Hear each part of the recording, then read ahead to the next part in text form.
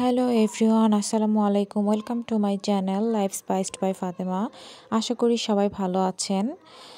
আজকে রান্না করে দেখাবো পালং শাক এবং রুই মাছ দিয়ে এই পালং শাকের ঝোল, এবং সাথে থাকছে পান আলু, যেটাকে বলে অনেকে এটাকে গাছ আলু বলে। তো এই পান আলু দিয়ে এবং রুই মাছ এবং পালং শাকের ঝোল কিভাবে তৈরি করতে হয় সেটি আজকে আমি আপনাদের সাথে শেয়ার করব। তো চলুন দেখে নেওয়া যাক এর পুরো প্রস্তুত প্রণালী। এর জন্য এখানে আমি পালং শাক নিয়েছি 2 আটি বা 2 মুঠো যেটাই বলেন। সেটাকে ভালো মতন ধুয়ে কেটে পরিষ্কার করে এভাবে একটি ঝাঁঝরিতে নিয়েছি। আর এখানে রুই মাছ নিয়েছি আমি 4 পিসের মতো। এটাকে এখন আমি লবণ, হলুদ, মরিচ দিয়ে মাখিয়ে হালকা একটু ভেজে নেব। তো এখানে আমি এখন হাফ চা চামচ হলুদের গুঁড়া দিয়ে দিচ্ছি, হাফ চা চামচ মরিচের গুঁড়া দিয়ে দিচ্ছি এবং অল্প একটু লবণ দিয়ে দিলাম। দিয়ে হাত দিয়ে ভালো করে মাখিয়ে এটি আমি একটি সাইডে রেখে দিচ্ছি। এখন এটি আমি ভেজে নেব। তো চুলায় এখন আমি একটি ফ্রাই প্যান বসিয়ে দিয়েছি। ফ্রাই প্যান একটু গরম হয়ে আসলে এর মধ্যে আমি 2 টেবিল চামচ পরিমাণ রান্নার রেগুলার সয়াবিন তেল দিয়ে দিচ্ছি। তেল দিয়ে একটু গরম হয়ে আসলে এর মধ্যে আমি মাছগুলো দিয়ে দিব। মাছগুলো দিয়ে দিচ্ছি। খুব বেশি ভাজা যাবে না, অল্প পরিমাণে ভাজতে হবে। এই তো আমি উল্টিয়ে দিচ্ছি। সবগুলো মাছ এভাবে উল্টিয়ে দিতে হবে। তো এভাবে আরেক পিঠ হয়ে গেলে আমি এগুলোকে উঠিয়ে নেব। আমার ভাজা প্রায় হয়ে গিয়েছে। এখন এগুলোকে আমি উঠিয়ে নেব।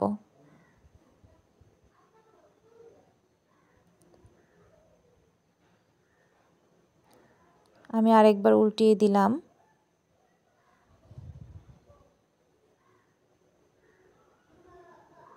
এই তো আমার হয়ে গিয়েছে। এখন আমি এগুলোকে উঠিয়ে নিচ্ছি।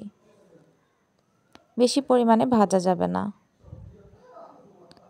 এখন এখানে আমি আজকে যে পান আলু কথা বললাম, সেই পান আলু নিয়েছি মাঝারি সাইজের, এরকম পান আলু। এগুলো সচরাচর পাওয়া যায় না। তো আজকে আমি এটি দিয়ে রান্না করব। তো এই 3টি পান আলুকে আমি এভাবে কেটে নিয়েছি। এগুলো একটু পিচ্ছিল টাইপের হয়, তাই এগুলোকে আমি একটু গরম পানিতে ফুটিয়ে নেব 1-2 মিনিট, তাহলে পিচ্ছিল ভাবটা চলে যাবে। তো আমি চুলায় একটি পাতিলে অল্প পরিমাণে পানি নিয়ে একটু গরম করে নিয়েছি, বলক চলে এসেছে। এখন এর মধ্যে সে আলুগুলো দিয়ে দিচ্ছি।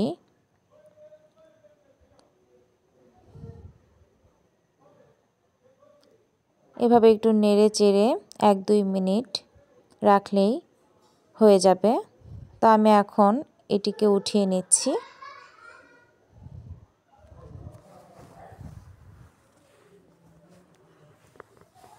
এই তো এখন এর পিচ্ছিল ভাবটা আর নেই। তো চুলায় আবারও আমি একটি কড়াই বসিয়ে নিয়েছি। এখন আমি এর পুরো রান্নাটা তৈরি করব। তো এখন আমি এর মধ্যে তেল দিয়ে দিলাম 1/3 কাপ পরিমাণ সয়াবিন তেল।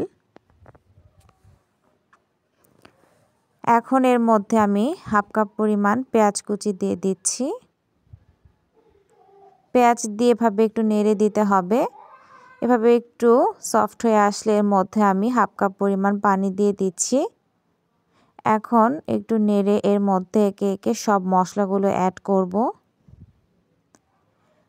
1 চা চামচ পরিমাণ লাল মরিচের গুঁড়া দিয়ে দিব, 1 চা চামচ পরিমাণ হলুদের গুঁড়া দিয়ে দিচ্ছি। দিয়ে একটু নেড়ে দিচ্ছি। চুলার আঁচটা মিডিয়াম থেকে লো হিটে থাকবে। এবং হাফ চা চামচ পরিমাণ রসুন বাটা, হাফ চা চামচ পরিমাণ ধনিয়ার গুঁড়া এবং হাফ চা চামচ পরিমাণ জিরার গুঁড়া দিয়ে দিচ্ছি। এই সব কিছু দিয়ে আবারও একটু নেড়ে দিচ্ছি। এখন দিয়ে দিচ্ছি পরিমাণ মতো লবণ। লবণটা বুঝে শুনে দিতে হবে, কারণ মাছেও আমরা লবণ দিয়ে মাছটা ভেজেছি।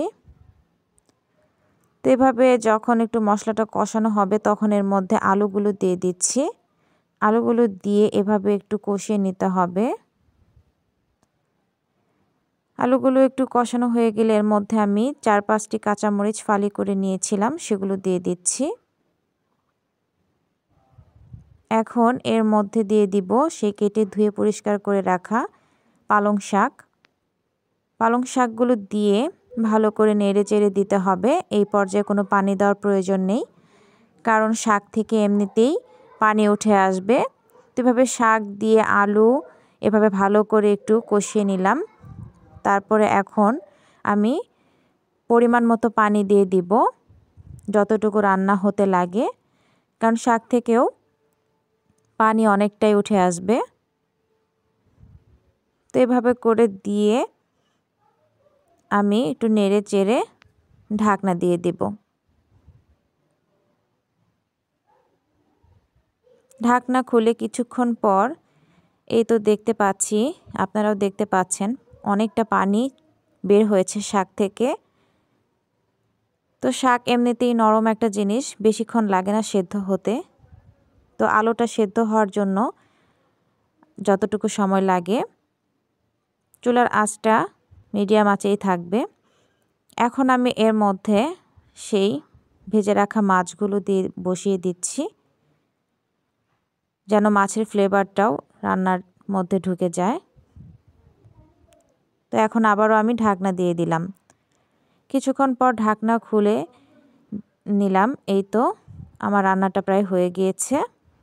এখন এর মধ্যে আমি ধনিয়া পাতা কুচি দিয়ে দিচ্ছি 1/2 কাপের মতো।